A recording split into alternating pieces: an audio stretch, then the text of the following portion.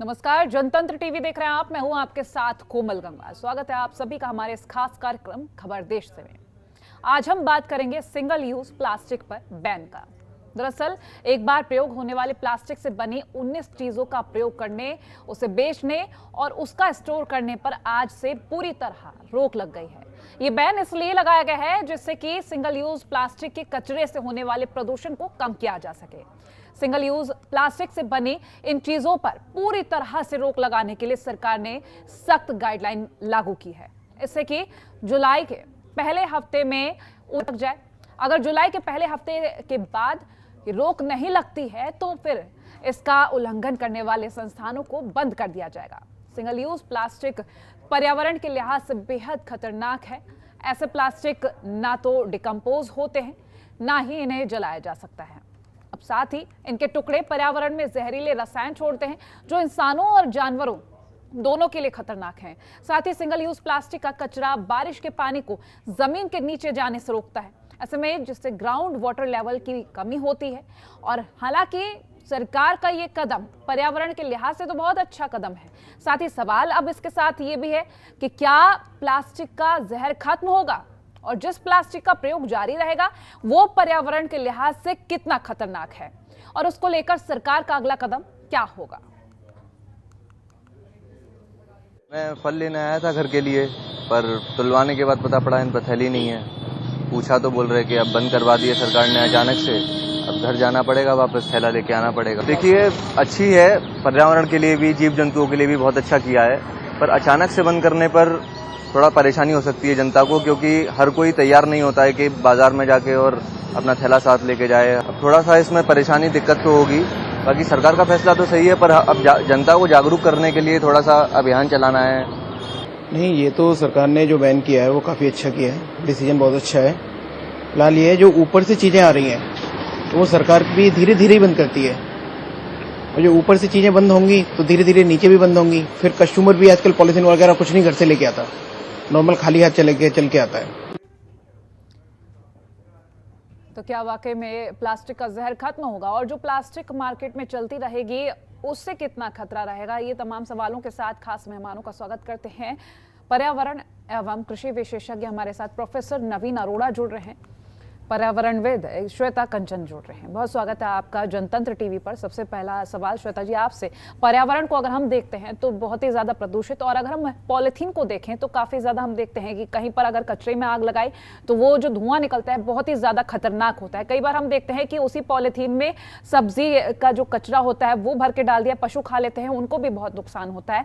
इस दृष्टि से अगर हम देखें, सिंगल यूज प्लास्टिक को बैन किया जा रहा है और जो प्लास्टिक मार्केट में चलती रहेगी, क्या फर्क हम देख सकते हैं? बचपन से कभी भी किया गया हो, किसी भी स्टेज पे किया गया हो, मुझे लगता है कि वो हर समय एक एक परेशानी पैदा करता है, चाहे किसी के लिए भी हो। तो जो लोग ऐसा सोच रहे हैं कि अचानक से प्लास्टिक बंद कर दिया गया तो दिक्कत होगी, ऑफ कोर्स दिक्कत होगी, क्योंकि जब प्लास्टिक आया था तब भी तो दिक्कत थी ना कि कैसे इसमें खाना ले जाए या कैसे इसमें कुछ भी करे, तब भी लोगों ने एक्सेप्ट आई एम श्योर नहीं किया होगा। तो ये कह देना कि प्लास्टिक बंद होने से परेशानी है, हाँ बिल्कुल है और होगी ही, क्योंकि हम इतने निर्भर हो चुके थे। वो अचानक से चीज हमारे सामने से हटा ली जाएगी तो बिल्कुल दिक्कत होगी। लेकिन कुछ चीजें धीमे धीमे लाइफ के साथ सेट हो जाती हैं। कोरोना आया, लोगों ने घर में बैठ के काम किया, दिक्कत हुई, लेकिन अब कोरोना चला जा रहा है और अभी भी लोगों को अचानक से ऑफिस वापस बुलाया जा रहा है या स्कूल वापस बुलाया जा रहा है तो भी दिक्कत है। तो हर लाइफ का जो टर्न होता है, अगर उसमें कुछ चेंजेस लाए जाते हैं तो वो किसी भी लेवल पर हो, किसी भी उम्र के लिए हो, किसी भी ओहदे के लिए हो, हर इंसान को तकलीफ है। लेकिन सबसे अच्छी चीज है कि ये प्लास्टिक हम सब जानते हैं, मतलब चाहे वो पढ़ा लिखा हो या गांव का इंसान भी हो, वो भी ये जानता है कि ये हमें नुकसान पहुंचा रही है। ठीक है, हाँ, ये बहुत जरूरी है कि उन्हें ये बताना कि वो किस हद तक नुकसान पहुंचा रही है, वो शायद हो सकता है उन्हें ना पता हो, लेकिन ये पता है उन्हें कि कुछ तो बहुत नुकसान पहुंचा रही है। तो अब हम लोग का मतलब एक ड्यूटी ये बनती है कि उनको हम सही इंफॉर्मेशन पास करें, जैसे भी करके हो रहा है वैसे धीमे धीमे, चाहे वो मीडिया के थ्रू हो, चाहे वो न्यूज़पेपर्स के थ्रू हो, किसी भी अपने एस्पेक्ट से उन तक पहुंचाए। और अगर ये बंद किया गया है तो हम सबको इस पर स्टिक रहना चाहिए, हाँ थोड़ी सी दिक्कत है। और स्पेशली जब हम मार्केट प्लेस में हैं तो बहुत सारे कन्वीनियंट तरीके थे शॉपिंग करने के या स्ट्रीट फूड एंजॉय करने के, तो ये सारी चीजें ज्यादा हैम्पर करती हैं लोगों को। बट आई थिंक ये धीमे धीमे सेट हो जाएगा और इतना बड़ा चैलेंज नहीं है जितना लोग समझ रहे हैं। थोड़ा सा इजी गो रखेंगे तो बिल्कुल इजीली ये चीजें भी लाइफ में हम लोग इसको इस बदलाव को एक्सेप्ट कर सकते हैं। चलिए आप बने रहिए हमारे साथ। जी प्रोफेसर नवीन जी के पास जाएंगे। नवीन जी, हम बात करें प्लास्टिक की, जो मार्केट में अब प्लास्टिक चलने वाला है, क्योंकि आज से सिंगल यूज प्लास्टिक पर बैन है, और जो मार्केट में अब प्लास्टिक रहने वाला है वो कितना खतरनाक हो सकता है, पर्यावरण को उससे कितना नुकसान होगा? का हो वो तो आसानी से डिग्रेड होता नहीं, वो तो डिग्रेड होता ही नहीं, इसलिए वो इकट्ठा होता जाता है। और ऐसा डाटा बताता है कि सिर्फ 9% प्लास्टिक ही रिसाइकल होता है। मतलब 90% या 91% प्लास्टिक तो रिसाइकल होता ही नहीं। वो इकोसिस्टम में चाहे मिट्टी हो, चाहे पानी हो, चाहे नदियां हो, नाले हो, समुद्र हो, वो इकट्ठा होता चला जाता है। तो ये जो प्लास्टिक रहने वाला है, ऑफ कोर्स वो भी डिग्रेड होना है, उसका भी इतना ऐसा पॉसिबल नहीं है। तो ये जैसे आप बोल रही थी शुरू में ही कि ये प्लास्टिक का विघटन जरूर हो जाता है, उसके नैनो पार्टिकल्स आजकल हम कहते हैं, नैनो प्लास्टिक या माइक्रो प्लास्टिक के फॉर्म में कन्वर्ट हो जाता है, लेकिन वो इकोसिस्टम में इकट्ठा होता जाता है। लेकिन ये पहल बहुत ही इंपॉर्टेंट है। सिंगल यूज प्लास्टिक का तो रिसाइकल हो ही नहीं सकता, इसलिए उस पर बैन लगना तो बहुत इम्पोर्टेंट है। अब लोग जैसा कि कह रहे हैं कि अचानक से प्रॉब्लम आने लगेगी, कैसे हम करेंगे, तो ये हमें अपने लाइफस्टाइल में परिवर्तन लाना है, अपनी सोच में परिवर्तन लाना है। वो पॉजिटिव, अगर हम आगे सोचते हैं कि पहले भी हम लोग थैले, रिसाइक्लेबल कपड़े का थैला इस्तेमाल करते थे, आजकल भी हम वो क्यों नहीं कर सकते, मुझे तो ये समझ में नहीं आता।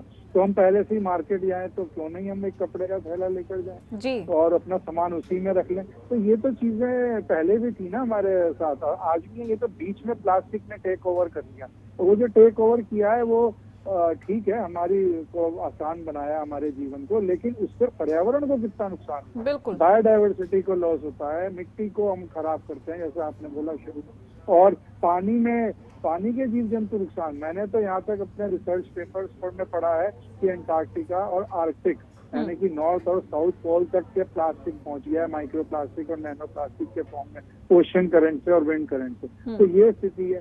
तो इससे तो बैन लगना बहुत ये सराहनीय कदम है सरकार का। हमें इससे अपने लाइफस्टाइल को चेंज करना पड़ेगा और करना चाहिए। ये हमें अपनी आने वाली पीढ़ियों के लिए एक, अगर हमें सस्टेनेबिलिटी देनी है पर्यावरण को, उनको अच्छा जीवन देना है, ना सिर्फ ह्यूमंस की मैं बात कर रहा हूँ, इंसानों की और भी जीव जंतुओं को भी इस धरती पर रहने का बराबर अवसर देना है। तो ये एक बहुत ही सराहनीय कदम है। हमें अपने लाइफस्टाइल में परिवर्तन इस पर लाना ही पड़ेगा।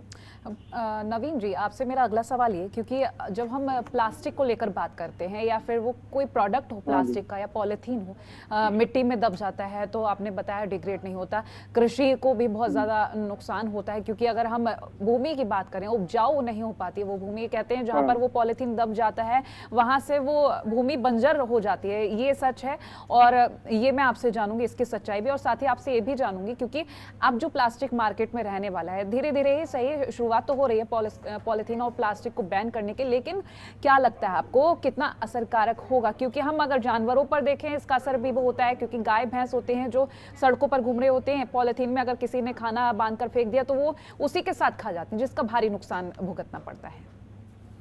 मैं आपकी इस बात में एक और बात जोड़ना चाहूंगा जी। गाय भैंस तो ठीक है, शहरों में हम देखते हैं चिड़िया, पशु पक्षी सबको नुकसान होता है। पिकनिक मनाने लोग जाते हैं जंगलों में या पहाड़ों पर, और अभी हमने देखा भी कि उत्तराखंड में लोग गए धार्मिक अपने ट्रिप करने और अपना दर्शन करने, वहां पर भी प्लास्टिक डंप करके आई। अब ये प्लास्टिक तो सिर्फ जानवरों, ये शहर के में पशु पक्षी और उस तक नहीं रह गया, ये जंगली जानवरों तक में पहुंचता है और कई प्रजातियां इसकी वजह से लुप्त हो रही हैं। और माइक्रो प्लास्टिक फॉर्म में जब वो कन्वर्ट होता है तो फूड चेन में पूरा आगे तक बढ़ता है। मतलब जो उसको जानवर पशु खाएंगे उसको कोई और फूड चेन में लेगा तो वो आगे तक बढ़ता चला जाता है। तो ये सिर्फ शहर के जानवरों और पशु पक्षी ऐसे गाय और भैंस की और शहर में जो पशु पक्षी हैं उन्हीं की नहीं रह गई, जंगल और जो हमारे जंगली जानवर हैं वो भी प्रभावित है प्लास्टिक से आज। और समुद्र में बहुत बड़ा प्लास्टिक का भंडार इकट्ठा होता जा रहा है क्योंकि वो डिग्रेड नहीं होता। और समुद्र के जानवरों के थ्रू, चाहे वो मछलियां हो और प्रकार के नाना प्रकार के जो बायोडाइवर्सिटी समुद्र में पाई जाती है, उससे वो वापस ह्यूमंस में भी आता है। तो ये तो बहुत ही वो है। अब ये जो आपका दूसरा कहना है कि ये सिंगल यूज प्लास्टिक बैन होगा भी रहेगा, तो दूसरे तरीके का प्लास्टिक एक तो उससे हमें अगर अच्छा प्रबंधन करके रिसाइकल करा सकते हैं, हमें अपना मजबूत करना पड़ेगा कि हम उसको उठा सकें और नॉन डिग्रेडेबल वेस्ट को अच्छे से कलेक्ट हो सके शहरों में, और उसका अलग से रिसाइकलिंग का परसेंटेज बढ़े। जैसा मैं शुरू में बोल रहा था, रिसाइकलिंग का परसेंटेज कम है, तो उसमें मैनेजमेंट का बहुत इंपॉर्टेंट रोल आता है कि उसे कलेक्ट करें और उसको करें। दूसरी चीज ये वो सिंगल यूज प्लास्टिक तो हटाना, एक हिस्सा तो हटा, एक हिस्सा तो हटा, वो भी जो सबसे नुकसानदायक। तो ये तो एक पॉजिटिव एस्पेक्ट हमें लेके चलना ही पड़ेगा ना। जैसा कि कुछ लोगों से क्वेश्चन पूछा जा रहा था मार्केट में कि सिंगल यूज प्लास्टिक हट जाएगा तो फिर कैसा प्रभाव पड़ेगा। तो वो कह रहे थे कि हम कुछ लोग कह रहे थे कि अभी तो हम कैसे करेंगे, हमें समझ नहीं आ रहा। अरे एक तो आपका हटेगा ना सिंगल यूज प्लास्टिक, आप उसकी जगह तो दूसरी चीजें इस्तेमाल कर सकते हैं। वहाँ पर धीरे धीरे स्टेप वाइज हटाना ही बेटर भी है। स्टेप वाइज अभी लोग आदी होंगे, लाइफस्टाइल में परिवर्तन आएगा।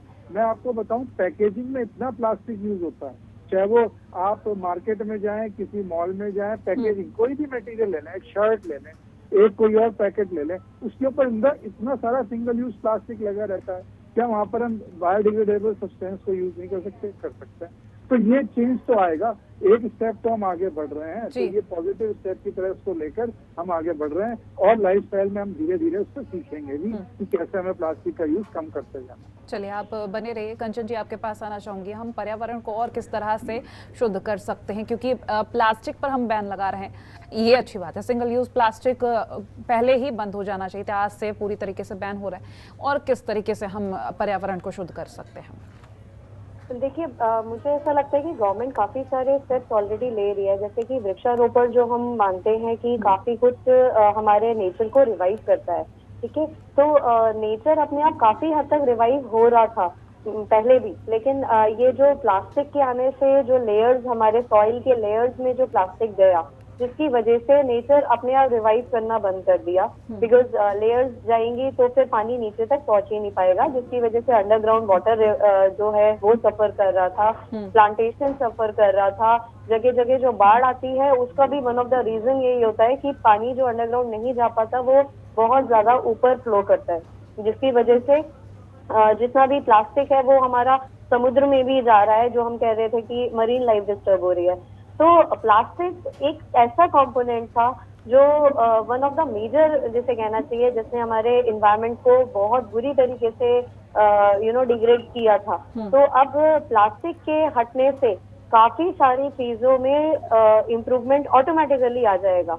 और बाकी बहुत छोटे छोटे एफर्ट्स हैं जो जैसे प्लांटेशन का है जो हम बोल रहे हैं, प्लस जो सीमेंटेड चीजें हैं, जितना सीमेंटेड एरिया नहीं है उसे ग्रीनरी उस पर डेवलप करना बहुत जरूरी है। और बाकी भी धीमे धीमे हम जो और कंपोनेंट्स देखेंगे उसको भी मुझे ऐसा लगता है कि तभी सॉल्यूशंस उसके मिल पाएंगे जब हम एक कंपोनेंट जो मेजर था उस पर वर्कआउट करें। अभी आप देखें, अगर सारे सिटीज में डंप यार्ड्स बने हुए हैं बड़े बड़े, उसकी वजह यही है कि प्लास्टिक की वजह से कोई भी जो आपका बायोडिग्रेडेबल, जिसे हम कहते हैं कि जैविक जो रहता है कचरा, आपका गीला कचरा, वो ना डिग्रेड नहीं हो पाता है बिकॉज ऑफ प्लास्टिक, क्योंकि उसमें प्लास्टिक मिला हुआ है। एक बार वो प्लास्टिक हटता जाएगा काफी हद तक, जो बात हो रही है, तो उससे वो जो गीला कचरा है वो भी मिट्टी में मिलना शुरू हो जाएगा, जिसकी वजह से सॉइल रिवाइव अपने आप हो जाएगी। बड़े बड़े जो डंप यार्ड्स हैं वो अपने आप कम हो जाएंगे, जानवरों को अच्छे से खाना मिल पाएगा। और प्लांटेशन के लिए जहाँ पानी नहीं भी जा पा रहा है वहां पर अगर ये गीला कचरा भी अगर उधर पड़ा हुआ है तो वो प्लांटेशन को अपने आप अगेन खड़ा कर देगा। तो एक प्लास्टिक ऐसा कंपोनेंट था जो अभी तक बहुत मेजरली हिट कर रहा था हमारे एनवायरनमेंट को, और इसके हटने से काफी सारी चीजें ऑटोमेटिकली रिवाइव करेंगी।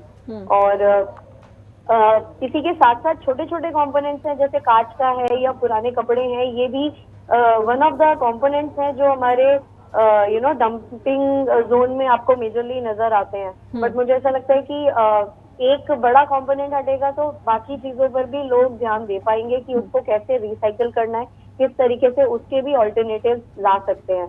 और स्पेशली जो हमें ध्यान देना है वो ये कि प्लास्टिक जरूर हटा है, लेकिन इसका मतलब ये नहीं कि कपड़े के बैग खूब सारे हम आंख बंद करके बनाते जाए और इतने बना ले कि अगेन उसको डिस्पोज करने के लिए भी हमें फिर से एक कुछ ऐसा अभियान चलाना पड़े।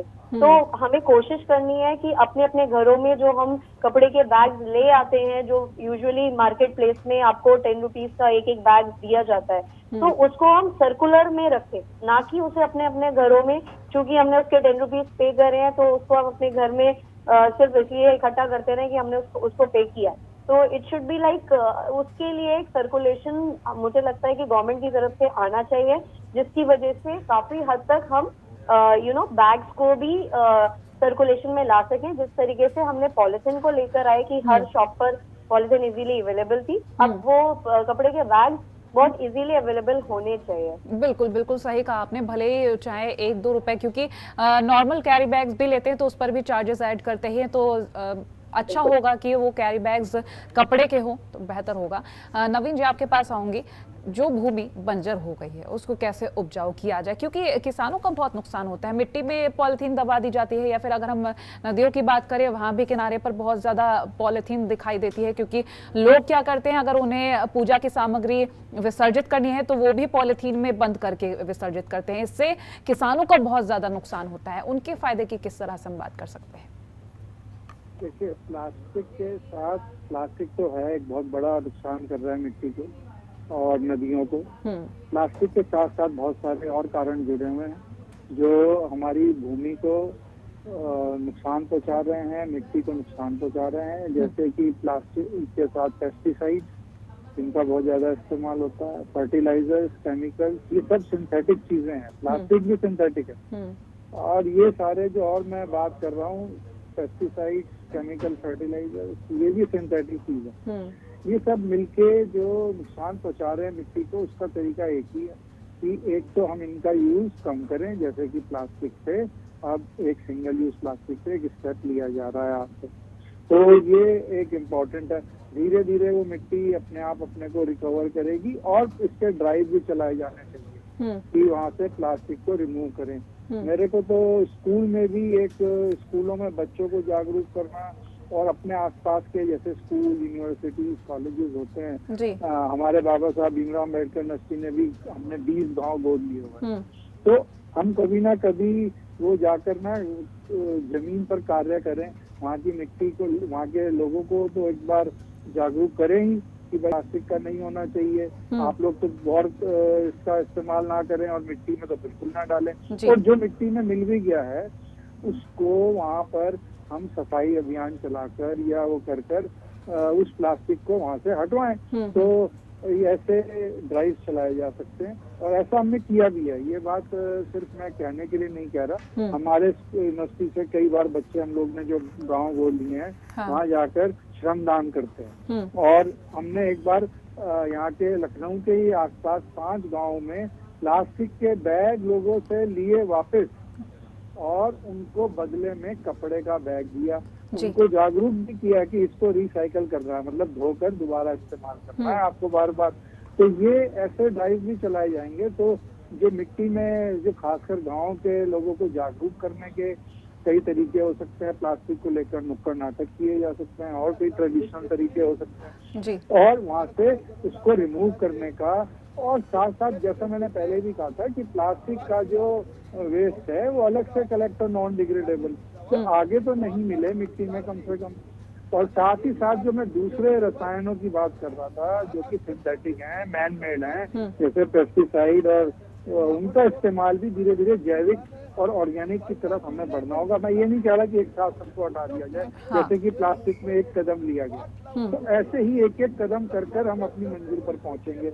हमारे पर्यावरण में काफी सुधार देखने को एक एक कर कर मिल सकता है। नवीन जी, हम अगर देसी तरीकों की बात करें, क्योंकि सबसे आसान होते हैं देसी तरीके, उनसे जमीन को उपजाऊ बनाया जाता है, तो उन तरीकों के बारे में एक बार हम अपने जो किसान भाई अगर देख रहे होंगे या फिर गांव के लोग देख रहे होंगे, क्योंकि ज्यादातर परेशानियां होती हैं, वो तरीके भी आपसे जानेंगे। हाँ बिल्कुल, ये तो बहुत इम्पोर्टेंट एक बात और है। किसान भाई अगर देख रहे हैं तो ये कई सारे तरीके हैं ऑर्गेनिक में जो आते हैं। एक तो वही कि हम गोबर की जो खाद बनाते हैं, कंपोस्ट करते हैं, वो तो एक बहुत सदियों से हमारे देश में चला है। उसके अलावा भी और भी तरीके हैं, जैसे कई मित्र बैक्टीरिया हैं, मित्र बैक्टीरिया और फंगस हैं जो प्लांट को, पेड़ पौधों को बहुत फायदा पहुंचाते हैं और वो मिट्टी में ही रहते हैं। जैसे कोई नाइट्रोजन फिक्स करता है तो कोई फास्फोरस देता है प्लांट को, तो कोई पोटेशियम देता है।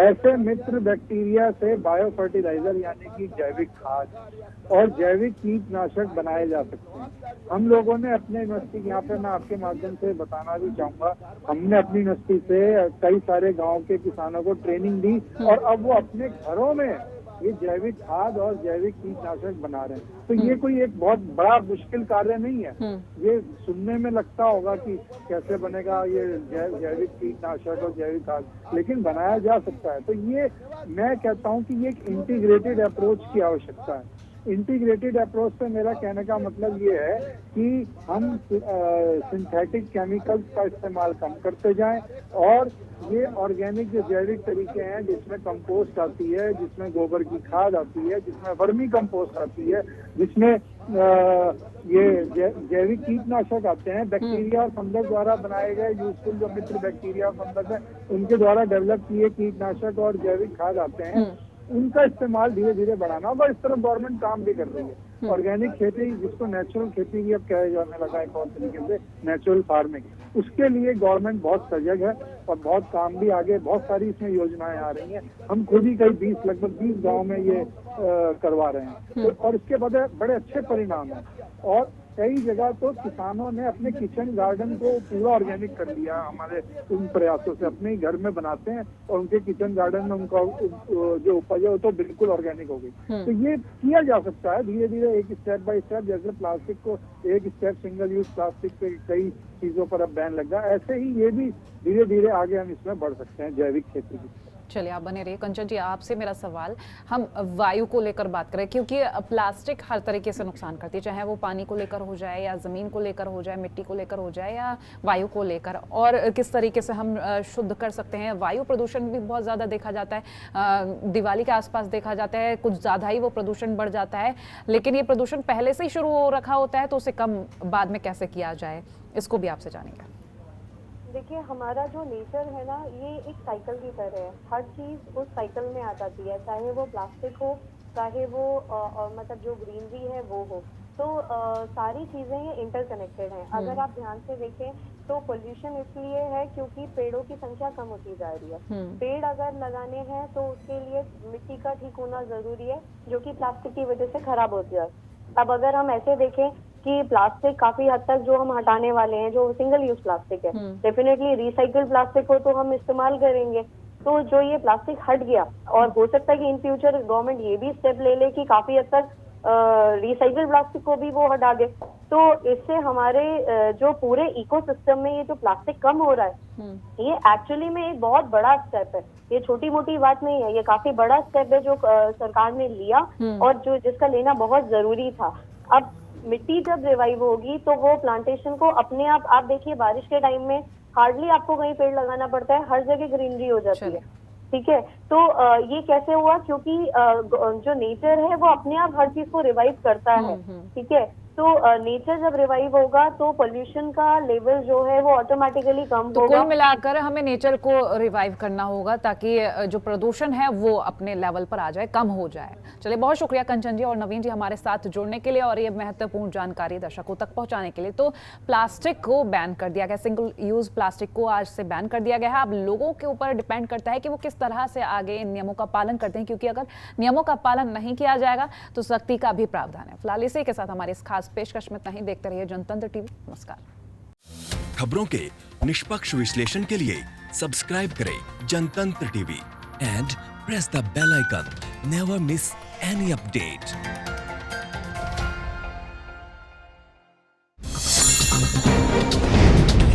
डाउनलोड कीजिए जनतंत्र टीवी ऐप को, जो कि अवेलेबल है गूगल प्ले और ऐप स्टोर पर। अधिक जानकारी के लिए अभी डाउनलोड करें।